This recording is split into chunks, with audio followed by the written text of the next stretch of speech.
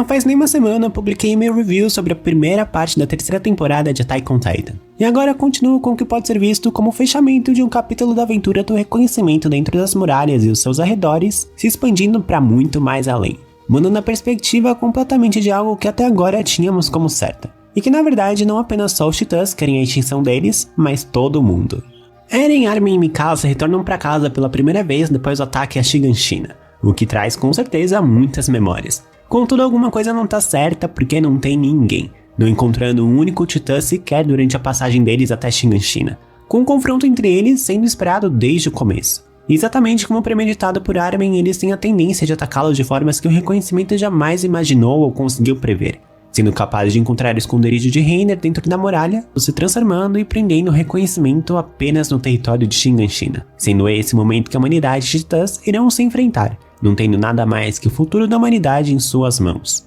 E com Reiner de um lado e Titã Bestial do outro junto com Anômalos, o reconhecimento não tem outra opção a não ser se dividir em dois grupos. Um sob o comando de Levi derrotando titãs menores, esperando uma abertura para poder atacar o Titã Bestial. Por outro lado temos Reiner e Bertholdt, que ninguém sabe ainda onde está. Enquanto os dois estiverem vivos, de nada adianta fecharem a muralha, sendo eles os responsáveis por elas terem sido destruídas em primeiro lugar. Tendo agora Heng e os outros em posse uma nova arma desenvolvida especialmente para o Titã blindado, e dessa vez terem o poder de fogo para derrotá-lo não precisando depender única e exclusivamente de Eren, que também está mais preparado, tendo aprimorado o endurecimento também para usá-lo como arma, com o objetivo não sendo nenhum outro que a morte do Titã blindado, estando todos dispostos a derrotar Reiner. Voltamos alguns momentos antes do reconhecimento chegar à Muralha Maria e entendemos um pouco a estratégia do lado dos titãs, o que estavam pensando, e pela primeira vez Bertholdt teria que tomar decisões independentes de Reiner, precisando lidar com a realidade que ele quase foi derrotado, expandindo sua consciência para o seu corpo momentos antes da explosão. Sendo essa a última oportunidade que podem ter de realmente conversar e tentarem chegar a um ponto neutro com Bertholdt,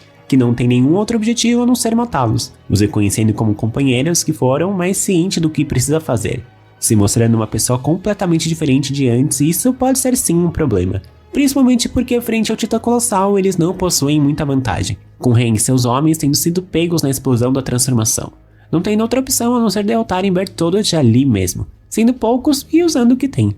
Armin não quer ficar com o poder de decisão como se fosse uma opção ou uma alternativa melhor, que considerando a posição que estão, não tem muito o que fazer. Com Eren aquele que realmente poderia e teria alguma vantagem contra o Titã Colossal sendo arremessado na Muralha Maria como se não fosse nada. Nem mesmo as lanças trovão tiveram chances contra o vapor extremamente quente que ele usa como sua defesa suprema, ficando literalmente à espera de serem extintos, com o Titã blindado finalmente se recuperando e mais uma vez se juntando a esse confronto contra a humanidade. Do outro lado, a situação não está muito diferente, com o Titã Bestial usando pedrinhas que combinadas com sua velocidade e força se tornam em uma arma mortal, derrubando todos os veteranos do reconhecimento, deixando vivos apenas os novatos junto com Levi e Eren, que está disposto a morrer e levar todos os novatos junto com ele, para que Levi possa ter uma chance de chegar até o Titã Bestial e matá-lo. E exatamente como Eren planejou, pouco a pouco todos começaram a ser abatidos, se camuflando na fumaça, mas sempre abatidos no final, tendo o efeito desejado, deixando o Titã Bestial ocupado sem nem ao menos perceber o que está acontecendo à sua volta, com Levi e sua habilidade de alto nível conseguindo por fim deixar o Titã Bestial em uma posição extremamente diferente de poucos minutos atrás, e no momento de indecisão sobre mantê-lo vivo ou não,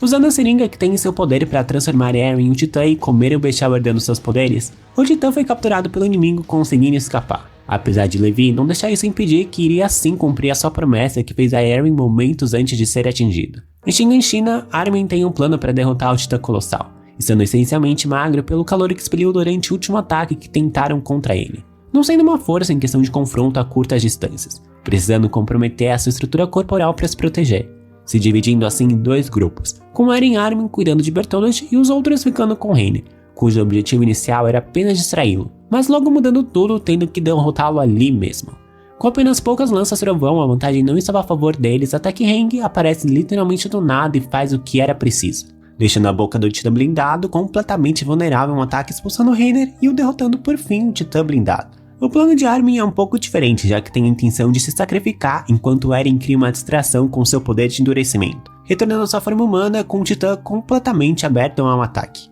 E tudo isso graças a Armin, de longe o soldado mais habilidoso entre todos, mas com certeza o mais inteligente e sem dúvida o mais corajoso, nunca perdendo e nunca fugindo de uma briga. Começando a partir de agora o episódio mais visceral e extremamente emocionante que já vi Attack on Titan até agora. com a possibilidade de alguém herdar os poderes do Titã sendo uma realidade. Contudo, Reiner não está mais disponível para isso, sobrando Bertholdt, com até então Armin que ainda está vivo sendo a única opção óbvia para isso. Até que o único recruta a sair com vida do massacre do Titã Bestial aparece com Eren ainda respirando, mudando tudo completamente de figura e colocando em perspectiva o peso que os dois representam para a humanidade. Sendo o comandante obviamente uma peça importante pelos anos de serviço, contudo Armin também provou seu valor por diversas vezes, tendo também todo o apego e abalo emocional de Eren e Mikasa para tornar tudo mais difícil, se resumindo apenas a quem será o mais provável de salvar a humanidade. Enquanto Levi tem os seus próprios sentimentos pelo seu comandante para lidar, e exatamente por esse motivo que decide deixá-lo partir, não mais o trazendo de volta ao inferno que viveu durante anos,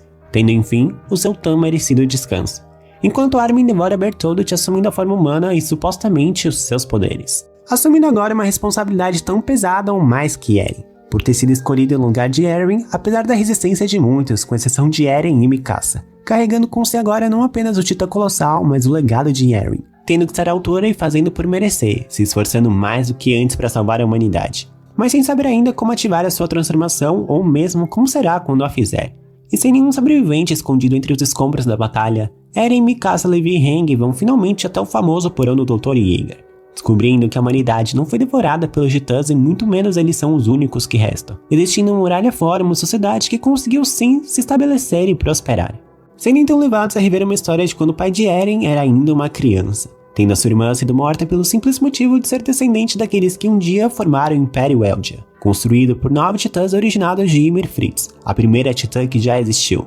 obtendo esse poder ao fazer um pacto com o diabo, originando uma guerra por anos contra a humanidade, estabelecendo a sua supremacia até que 7 desses 9 titãs foram capturados, sendo o momento que a retaliação da humanidade acontece, sendo os Eldia forçados a se exilarem em uma ilha protegidos por 3 muralhas, deixando para trás alguns dos seus, como Grisha e sua família, sendo tratados como lixo pelas outras pessoas, iniciando uma rebelião sem a intenção de recuperar a glória do antigo Império Eldia, recebendo informações privilegiadas de alguém chamado Coruja. Mas as coisas não saem como esperado, sendo traído pelo seu próprio filho, forçado a ver seus colegas e esposas se tornarem titãs, sendo ela exatamente a mesma que comeu não só a mãe de Eren, mas também Hans, vindo todas essas memórias para Eren como sonho, já que Eren também herdou as lembranças de seu pai ao devorá-lo, com um dos guardas revelando ser um titã e aquele que Grisha conhecia como Coruja, sendo esse o momento que Grisha recebe a sua missão de herdar os poderes desse que se denomina Coruja e se infiltrar nas muralhas, estabelecer uma família e roubar o poder do titã fundador,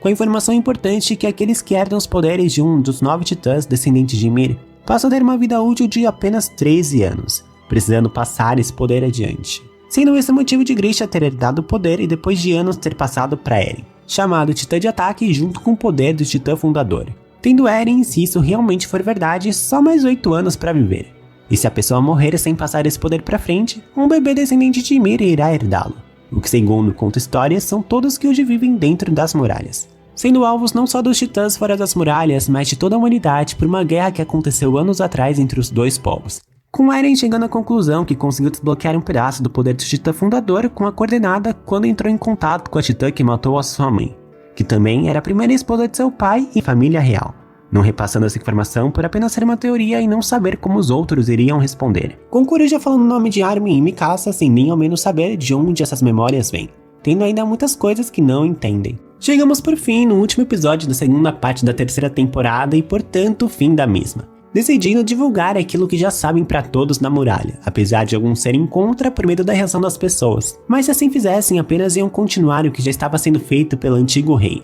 que tiraram do poder porque do jeito dele não estava funcionando, causando sem dúvidas e levantando questões entre as pessoas, mas não chegando a se tornar um problema, não tendo muito o que podem fazer, recebendo aqueles que estiverem envolvidos na retomada da Muralha Maria, o reconhecimento da rainha dentro das muralhas, sendo a questão de Armin ter sido salvo ao invés de Eren ainda uma questão entre eles. Um salto no tempo de um ano acabou colocando as coisas em seu devido lugar, pelo menos ali no território das muralhas, conseguindo tirar todos os titãs que ainda existiam com a população, podendo voltar a ocupar a região da Muralha Maria. E o reconhecimento depois de muito tempo explorando terras além das muralhas, passando pelo local em que transformam pessoas em titãs que vimos pelas memórias do pai de Eren, chegando por fim na praia e então no mar.